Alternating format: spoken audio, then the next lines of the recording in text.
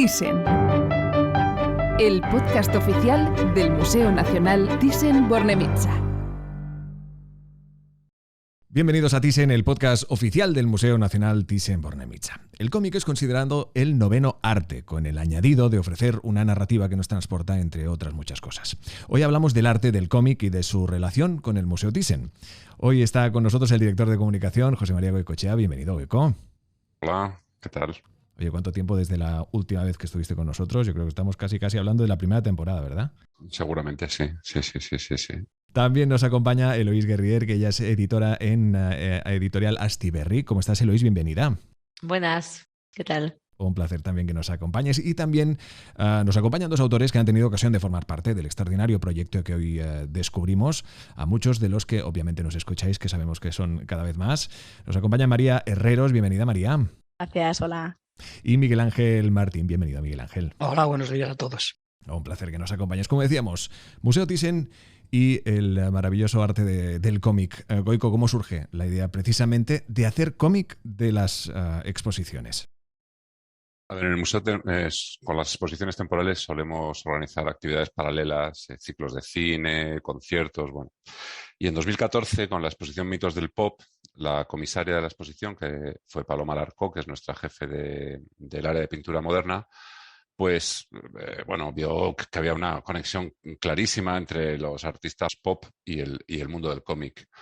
Y entonces estuvimos hablando, pensando y tiramos para adelante y decidimos hacer un cómic y buscamos a un autor que fuera bueno, que supiera mucho de arte pop y que le apeteciera hacerlo. Y resultó que Miguel Ángel Martín estaba dispuesto.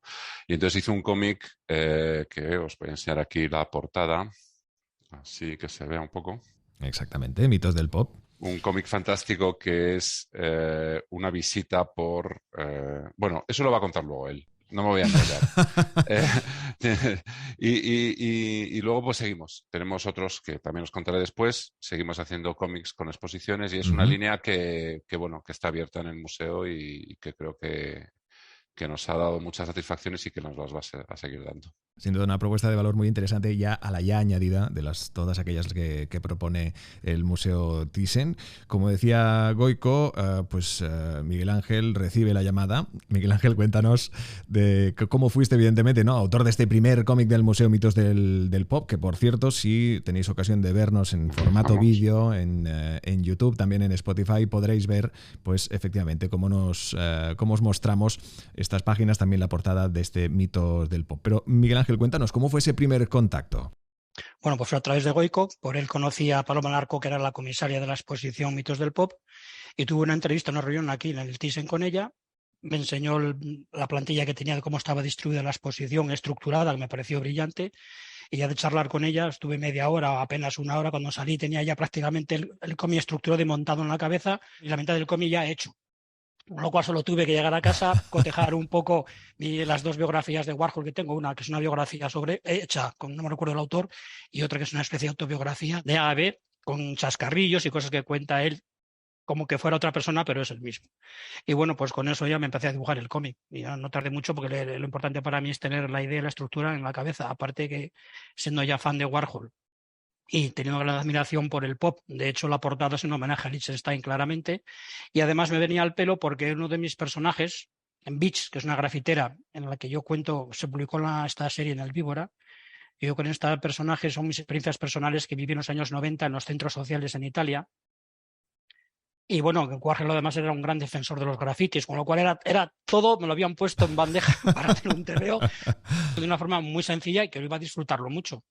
Y bueno, pues nada, así fue como se pergeñó toda la historieta. Y de hecho, el personaje de Bish, junto con otro compañero grafitero, hacen un recorrido por la sala haciendo comentarios de los cuadros y del arte pop, y no solo pop, sino conceptual en general, porque también menciono a Marcel Duchamp, porque había algunas referencias a cuadros de Duchamp en la exposición. Y bueno, aunque el cómic es una parte de la exposición, funciona también solo si te interesa el arte pop y el arte conceptual, porque no, de hecho el arte pop es básicamente arte conceptual. Lo de pop no es popular en sí, es conceptual. De hecho, Warhol, siendo un artista pop, no es muy popular, que digamos, por desgracia, por mi opinión.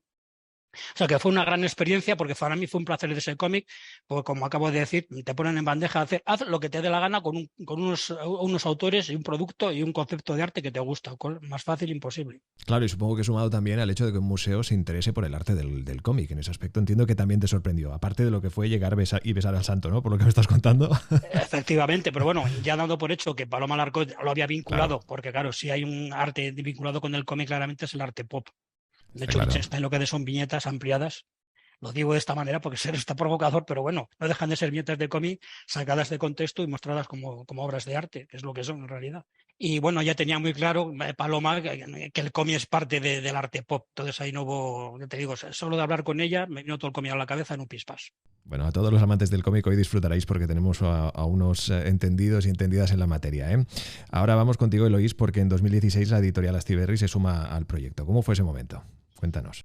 Pues sí, no, la primera colaboración que tuvimos con el Thyssen fue un cómic que se tituló Dos holandeses en Nápoles, de Álvaro Ortiz, que es, bueno, uno de los autores más prolíficos de nuestra editorial. Y, y bueno, fue con motivo de la exposición vuestra de Caravaggio y los pintores del norte. Y él es súper fan de Caravaggio. De hecho, ya era un personaje en uno de sus cómics, bueno, que hizo un cameo y tal. Entonces también era ponérselo todo en bandeja. Y bueno, él, pues su cómic viene protagonizado, perdón, por dos pintores holandeses muy fans de Caravaggio, que deciden marcharse a Nápoles para ver sus famosos retablos, en plan groupies total. Y bueno, lo que en un principio se plantea como una búsqueda pues puramente artística, de repente se torna intriga, gamberra, con muchísimo humor. Y bueno, esa fue nuestra primera colaboración bastante divertida, la verdad. Claro, exacto. Y en ese aspecto también, en nada vamos contigo, María, porque también te lo voy a preguntar, ¿no? Pero Luis, ¿a ti qué te pareció? ¿Qué te sorprendió del interés de un museo como el Thyssen en el mundo del cómic? Bueno, fue una experiencia muy grata porque al final el hecho de que justo un museo lo tenga tan claro que el cómic es arte, que parece una obviedad, pero no siempre es así. Y yo el mejor recuerdo de todo esto es la libertad total, ¿no? Que nos dio el equipo de publicación, o sea, nos dieron realmente carta blanca para que el autor o la autora hiciera lo que quisiera y de hecho fue un gustazo trabajar con Ángela Cataliana, pues eso que te lo ponen todo muy fácil y bueno, eso que hemos hecho cómics de diferentes formatos, de diferentes tonos y es un placer, ¿no? Poder elegir, pues eso, desde el formato hasta el papel, hasta y que no haya, o sea, eso, que sea un acercamiento muy personal del autor. María, ahora sí, oye, con tu título Georgia O'Keeffe participas de esta iniciativa, lo vamos viendo en pantalla, ¿eh? Os estamos invitando, si no lo estáis viendo en vídeo, evidentemente, que acabéis este capítulo de podcast en audio y luego lo veis en vídeo, cosa que se agradece muchísimo.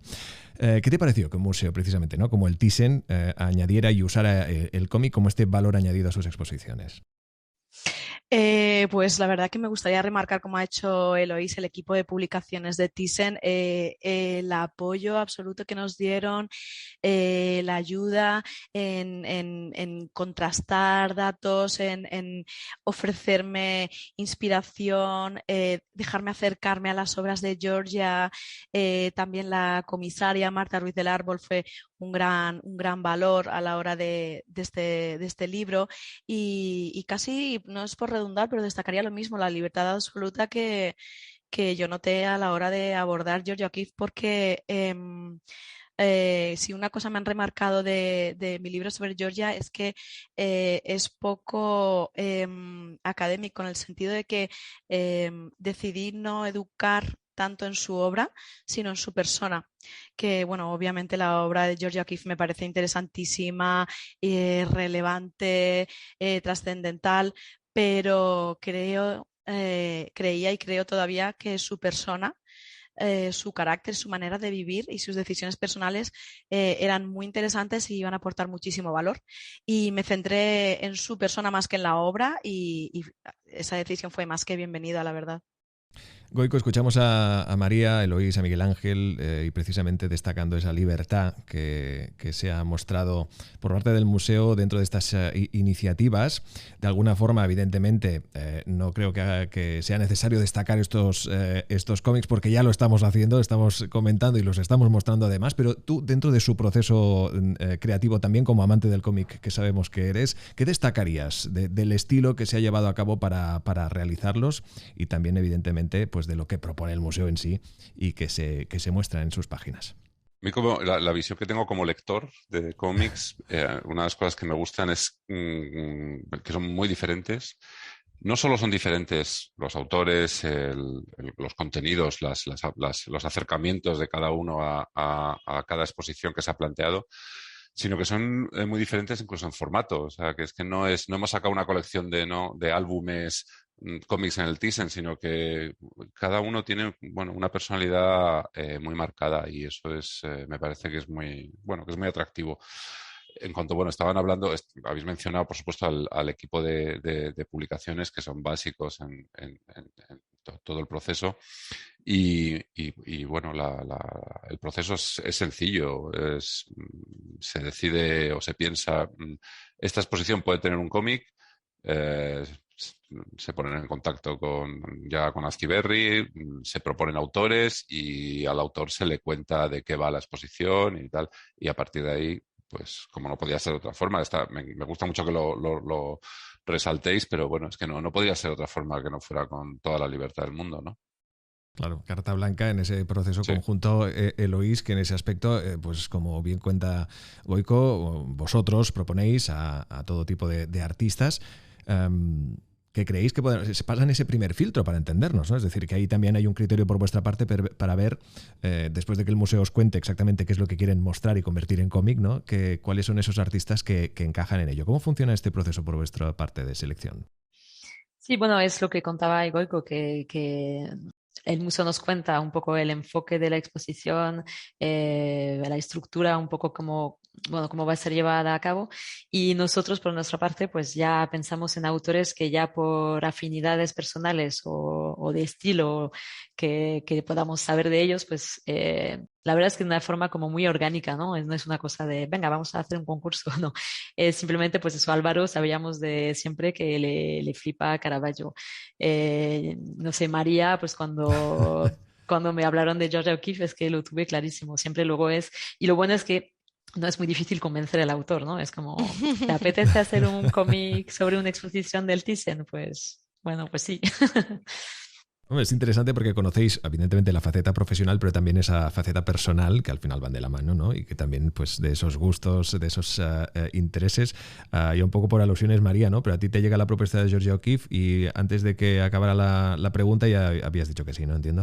Sí, por supuesto. Bueno, y no solo por Georgia, como si eso no fuera suficiente, que ya lo era, pero con Eloís y Astiberri ya nos habíamos quedado con ganas de trabajar y era que, bueno, Eloís me podía haber planteado otro proyecto y también lo habría hecho, pero encima, además, era Georgia O'Keeffe y encima en el Thyssen, o sea, es que claro, como tú dices, no había ni que terminar la frase. Aceptaste a regañadientes. Por supuesto. Muy bien. Bueno, pero bromas aparte, sí que es verdad que se agradece evidentemente pues esa naturalidad en la que aceptar estos proyectos que se han convertido en estos cómics que han formado parte de estas exposiciones. No sé si tendremos, Goico, ahora al final de nuestra charla la ocasión de poder tener algún adelanto o ver cómo está o proyectos futuros que sigan vinculando el cómic con las exposiciones del Thyssen. Pero antes me gustaría también de nuevo dirigirme a Miguel Ángel, también de nuevo a María, para que nos contéis vuestro proceso creativo a la hora de crear evidentemente un cómic, pero y más teniendo en cuenta evidentemente con las peticiones o en este caso la propuesta del museo y la carta blanca que os dan. Empezamos contigo, Miguel Ángel. Al hecho de hablar con Paloma Larco y la estructura que tiene de exposición me dio toda la idea para hacer el cómic en ese momento. Otros cómics que hago tienen otra estructura y los desarrollo de otra manera, pero bueno, básicamente siempre hago un guión en la cabeza, luego lo estructuro en una escaleta y luego lo empiezo a dibujar y improviso la narración. En el caso del Thyssen era así, tenía las estructuras ya hechas según salí de la entrevista con Paloma refresqué mi memoria con algunas anécdotas de Warhol en sus dos biografías y ya me puse a dibujarlo inmediatamente, porque claro, tenía todo clarísimo. No me suele pasar siempre así, ¿eh? Claro. Otras cosas son encargos que son más complicados, pero estaba puesto a huevo todo. Normalmente yo, si tengo una historia en la cabeza, tardo más en desarrollarla, pero aquí solo de ver la estructura de la exposición me vino todo encima y además tenía ya el personaje creado, que era Beach, la grafitera esta, que encajaba muy bien con la exposición que me estaban proponiendo, y de hecho el TVO, aunque es complemento de la exposición, funciona independientemente y podía ser un capítulo más de la novela gráfica Beach que publicó en su día La Cúpula. María, cuéntanos cómo funciona. Bueno, evidentemente tú aceptas el proyecto de Georgia O'Keeffe y bueno, te empiezas un poco a imaginártelo en tu mente, pero claro, de ahí trasladarlo al papel, que es otro mundo también. Pues mi proceso mental a veces es parecido al de Miguel Ángel, pero en este caso no. En este caso no tenía todavía clara la estructura desde un principio, como pasa a veces, en este caso no. Cuando abordé el personaje de Georgia O'Keeffe, yo quise incidir en lo que tiene la gente menos acceso, ¿no? Las personas pueden tener acceso a la obra de Georgia O'Keeffe, pero quizá no a su manera de pensar, ¿no? Y me di cuenta que su manera de pensar siempre había estado muy mal interpretada, ¿no? Y todas esas relaciones tan conflictivas que ella había tenido con la prensa, con la crítica, el machismo que siempre rodeó su vida y su obra. Entonces, me costó mucho tener una estructura porque no sabía cómo ponerle voz a Georgia O'Keeffe. Me parecía casi un perjurio, o sea, yo me imaginaba escenas y a la hora de imaginármela, a la hora de inventar frases, diálogo que Georgia O'Keeffe dijera, todo me parecía mal. Porque yo no quería inventar palabras en su boca, me parecía, yo durante este cómic siempre sentí un poquito el espíritu de Georgia, que ella era muy fuerte y muy crítica, yo siempre sentí un poquito el espíritu de Georgia ahí pendiente de lo que yo hacía para ver si le gustaba o no le gustaba, y a ella no le gustaba que pusieran palabras en su boca, entonces no sabía cómo resolver esto, no sabía cómo hacer que Georgia hablara porque yo no quería inventarme sus palabras ni una. Y resulta que, bueno, hablando también con Eloís, con Marta y con el equipo de publicaciones, entre otras cosas, me recomendaron unos volúmenes de cartas gigantescos que hay de Georgia O'Keeffe, tanto con su pareja Stiglitz como con una amiga antes de tener de pareja a Stiglitz, como después de la muerte de Stiglitz con su marchante, con otros amigos. Y bueno, habían solo con Stiglitz creo que había un volumen como de 25.000 cartas en las que ella hablaba no solo de su obra y de sus relaciones personales, que al final era lo que menos me importaba, sino los pensamientos de Georgia, cómo ella divagaba sobre la vida, sus ideas, cómo las relacionaba con su arte, filosofaba, eso era lo que a mí me interesaba.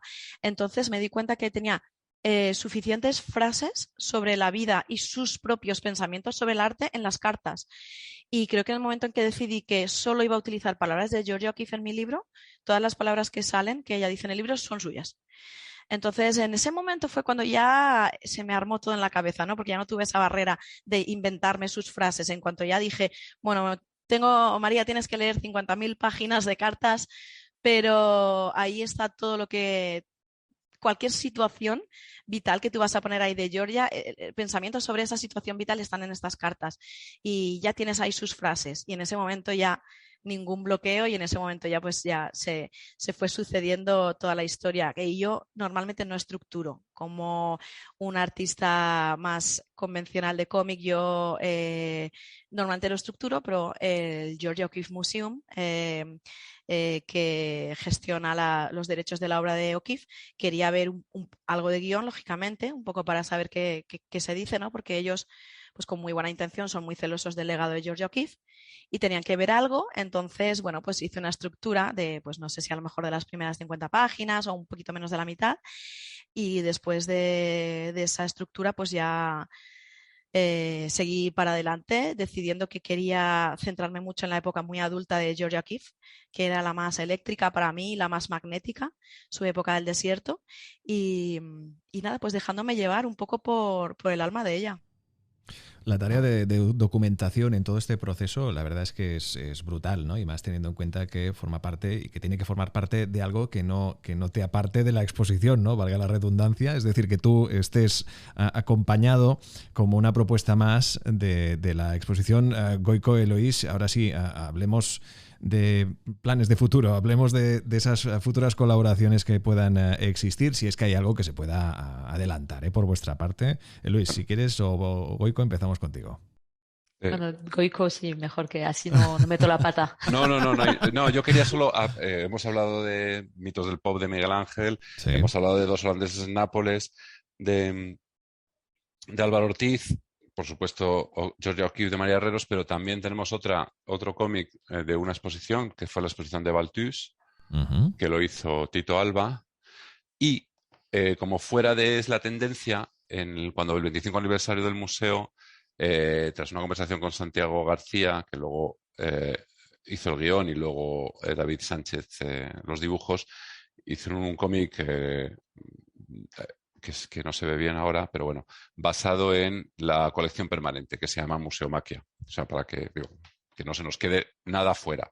Y luego, de futuro, sí, hay una exposición de Gabriele Munter, una pintora alemana, que va a tener lugar en el 2024 y va a haber un cómic.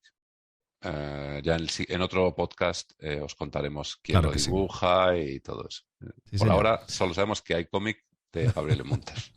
Pero puedo añadir que hablé ayer con la autora y me confirmó que sí. Entonces que ya cuando en el próximo podcast ya lo dejamos. Oye, lo desvelamos. Fantástico. Oye, pues exacto. Estamos poniendo esto que se dice últimamente, lo del hype, ¿no? Estamos poniendo esa emoción para ese capítulo donde tendremos ocasión de hablar de este cómic. Hasta ahora hemos tenido ocasión de, pues obviamente, comentar estos 5 que ya existen, que me comentabas que algunos de ellos están agotados. Alguno está agotado. Y luego también, que eso, bueno, Eloís lo sabrá mejor, hay ediciones en el extranjero. Caravaggio está traducido al francés, si no recuerdo mal, y O'Keeffe al inglés, pues no lo podía ser de otra forma. O sea que, estamos extendiendo el cómic del Thyssen por el mundo. Qué maravilla, qué maravilla. Pues como os decíamos, el cómic también en el Museo Nacional Thyssen-Bornemisza, y gracias pues obviamente al trabajo de todo su equipo, y hoy en representación de todos ellos, José María Goicoechea, director de comunicación. Gracias, Goico, por acompañarnos. Gracias a vosotros, un placer. A Eloís Guerrier también por su extraordinario trabajo como editora en Astiberri, que por cierto, si no conocéis a la editorial Astiberri, por favor no perdáis tiempo y visitar su web y su trabajo, porque hacen un trabajo maravilloso, unas publicaciones extraordinarias. Eloís, gracias por acompañarnos. Muchas gracias. Y también a estos dos fantásticos artistas que, como ya habéis podido ver, que transmiten la emoción de su trabajo y de lo muy felices que les hace también. Miguel Ángel Martín, gracias por acompañarnos. Gracias a vosotros. Y también María Herreros, un fuerte abrazo y muchísimas gracias. Cuídate mucho. Gracias, igual.